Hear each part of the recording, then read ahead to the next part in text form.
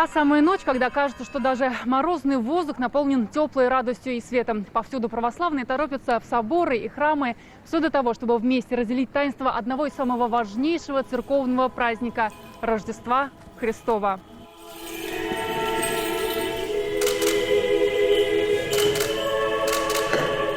В эту ночь собор выглядит особенно торжественно. Украшен еловыми ветвями, символом вечной жизни, а белые цветы и золотая одежда священников напоминает о чистоте помыслов. Главное торжественное богослужение в Казани в этом году в Никольском соборе. Рождественскую службу впервые в Татарстане ведет новый митрополит Казанский и Татарстанский Кирилл. Благодарим Бога за ту милость, которую нам с вами даровал сегодня. Мы сегодня в Божьем храме. Эту простую возможность прийти в храм и помолиться прихожане от мала до велика называют настоящим счастьем. Я впервые в Казани именно с Рождеством Христовым. Всем спасибо.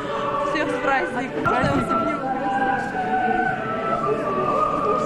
Делятся радостью и эмоциями в эту ночь все православные. Если кто-то встречает светлый праздник в соборе впервые, для других это уже давно семейная традиция. В каждой поставленной свечке свои раскаяния, мольбы и глубокая благодарность. У меня дети благодаря Господу только родились, потому что у меня третий сын родился именно когда я поехала в паломническую поездку. Такое событие в жизни нельзя пропускать. И нужно присутствовать здесь и быть, и прочувствовать это душой. Сама душа ведет в храм, потому что просто, как сказал владыка сегодня, быть сопричастником вот этого великого рождения чуда.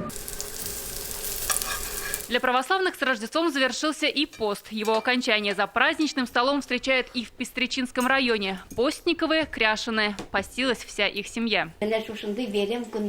Если этой священной едой накормить домашних животных, тогда и их потомство будет здоровым. Традиционно здесь с колядками приходят дети.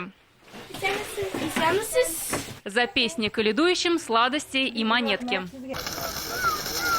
Многолюдно сегодня и в Раивском монастыре. Татарстанцы, гости и туристы посещают храмы, гуляют у озера и, конечно, увозят с собой раивскую воду.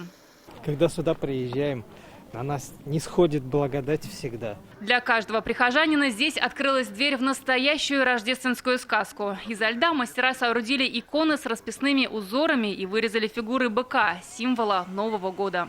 В этом году у нас сделан еще каток ледяной с ледяными фигурами, поэтому люди могут приехать и на улице тоже побыть в монастыре. Плюс вы видите, у нас за нами композиция икон из льда, тоже на улице, можно поставить свечку. В больших храмах и маленьких церквях сегодня верующие обнимают близких и говорят простые, но важные слова. Праздник волшебный, всем хочется чуда, а чудо оно, все его где-то ищут. А на самом деле надо открыть просто свое сердце и это чудо раскопать там. Потому что все вообще в душе человека. Наталья Мезина, Файруза Мазитова, Юлдус Халиуллина, Игорь Романов, Ренат Сафин, Вадим Илларионов, ТНВ, Татарстан. Закажи рекламу на ТНВ. Телефон в Казани 5 705 100.